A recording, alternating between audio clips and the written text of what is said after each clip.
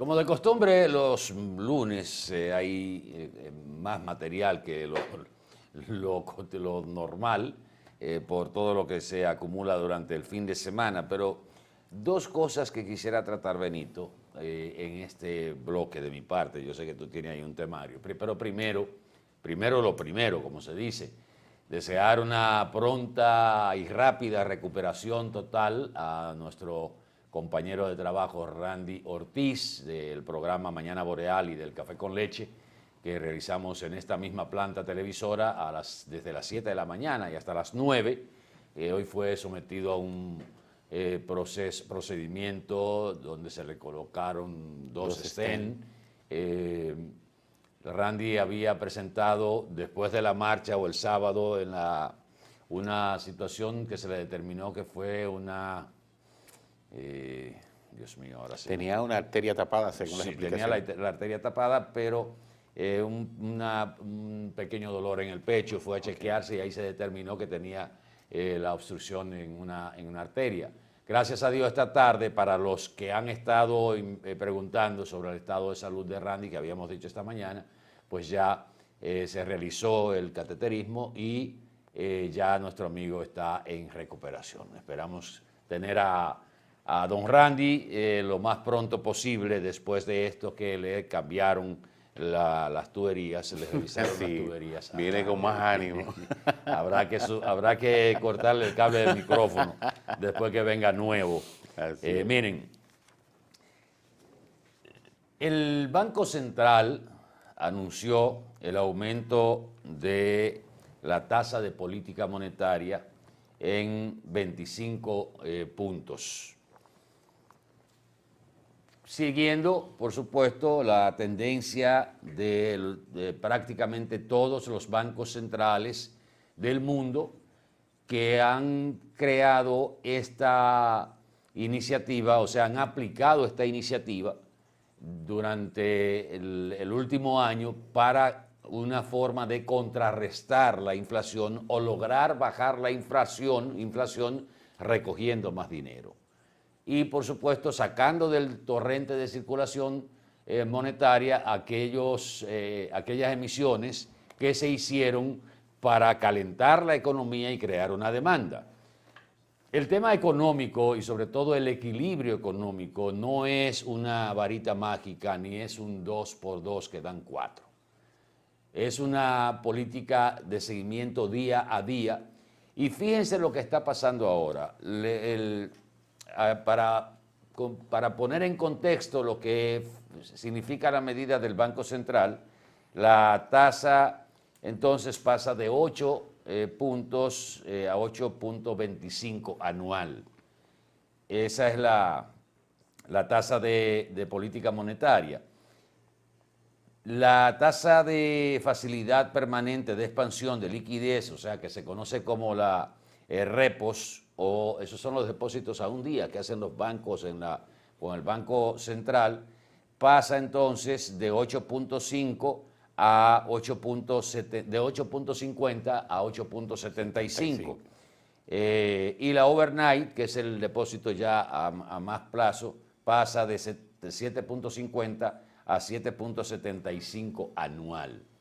Eso evidentemente se refleja en los préstamos que usted tiene en la banca de nuestro país, porque los bancos son muy ágiles para subir la tasa cuando se da esta situación.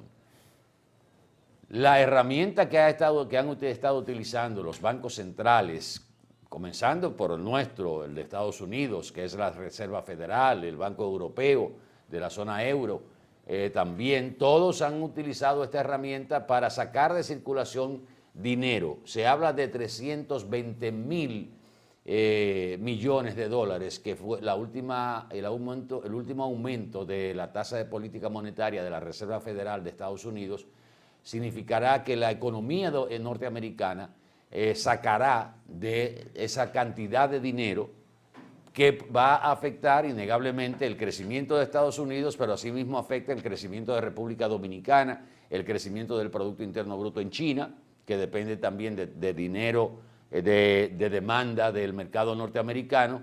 Y ahora un grupo de economistas de la ONU realizó un estudio donde, de acuerdo a los resultados de ese estudio y la opinión que emitió ese grupo de economistas de la Organización de las Naciones Unidas, la política que están llevando los bancos centrales está equivocada. Oigan lo que es la economía, por eso se dice que donde hay dos economistas hay tres opiniones.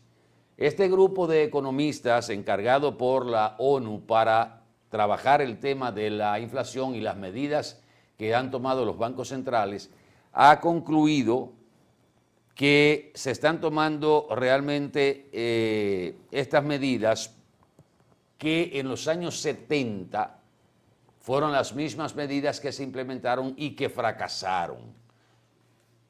Yo no partiría de ese criterio porque la situación de los años 70 no es la misma que los años 20, ahora del siglo XXI. Aquí hoy estamos en el siglo XX. Pero resulta que en ese documento ellos hacen una advertencia al mundo que este podría estar al filo de una recesión mundial inducida por las políticas que se están adoptando. Eso lo dijo la jefe de la Agencia de la ONU para el Comercio y el Desarrollo, que es la señora Rebecca Greenspan. Y ahí mismo plantea que el peligro concreto es que lo que se avecina sea peor que la crisis financiera del año 2008. Y en buenas palabras ibaeñas se está planteando que el remedio puede ser más dañino que la misma enfermedad.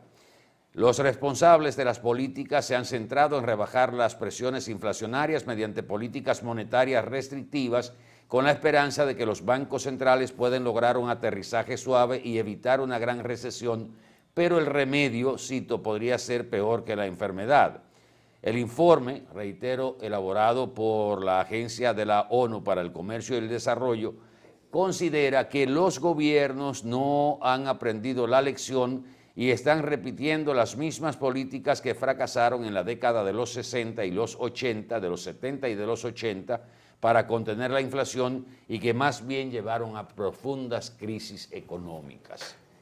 Aquí hay una tendencia débil hacia la baja de la inflación, por lo menos en la República Dominicana, se ha reflejado, no quizás con el puntaje deseado, con la velocidad deseado, pero se está reflejando ciertamente en una tendencia a la baja de la inflación. Y contrario a otros países, la moneda nacional, que es el peso, se ha estado revalorando, no como ha pasado en la mayoría de los países donde el dólar ha ganado terreno tanto frente al euro como a las monedas nacionales de diferentes países. El peso dominicano se ha apreciado en el último año y esto también ha ayudado a controlar o a que el impacto de la inflación no sea tan desastroso como lo ha sido en otros países. Pero fíjense cómo lo que se está planteando desde este organismo de la ONU es que no se debe dejar nada más a las iniciativas de los bancos centrales el tema de combatir la inflación, porque eso no dio resultado en esas décadas del 70 y del 80, que reitero, para mí es un escenario diferente, pero ellos lo tomaron como referencia porque fueron medidas más o menos iguales a las que se están tomando ahora a través de políticas monetarias para controlar la inflación en esa época. Los gobiernos tienen que tomar otras decisiones, buscar otras herramientas que acompañen esas medidas de corte monetario que han tomado los bancos centrales, incluyendo el Banco Central de la República Dominicana, por supuesto. Hoy el expresidente Leonel Fernández, en un escrito interesante que hizo hoy, si mal no recuerdo, en el Listín Diario, que tiene un espacio, se llama Observatorio Global, se refiere justamente al tema de la política de la monetaria de los bancos centrales y anda por el lado de este informe de la Organización de las Naciones Unidas. Sé que ella dio más detalles, inclusive habló de los porcentajes en los diferentes países de Latinoamérica, pero voy a leer nada más la conclusión que ellos sacaron, porque la verdad que habla hasta de la economía de Argentina, Brasil, O sea, habla en total de Centroamérica y el Caribe. Y dice aquí al final, la conclusión de los economistas del organismo es que endurecer más la política monetaria en Latinoamérica puede ayudar a moderar la inflación y la volatilidad de las monedas frente al dólar, pero al mismo tiempo puede deprimir todavía más la demanda interna, conducir a la recesión y a estallidos sociales. Definitivamente, al parecer, nos espera un próximo año bastante fuerte. Y hablando del próximo año, esta mañana estaba comentando lo del presupuesto de la República Dominicana para el año 2023.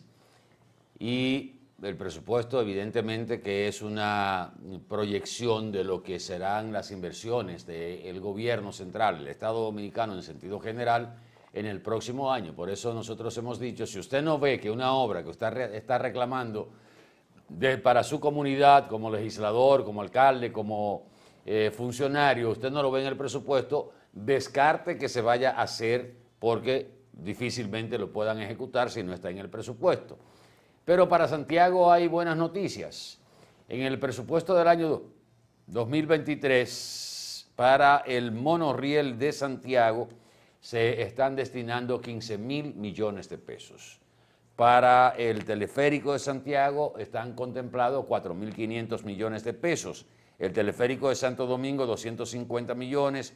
La tan cacareada presa de Montegrande, que ha sido una presa para 4 periodos, 4 presidentes que han pasado por ahí y no han podido terminarla. Para la presa de Montegrande hay una asignación presupuestaria de 2.086 millones.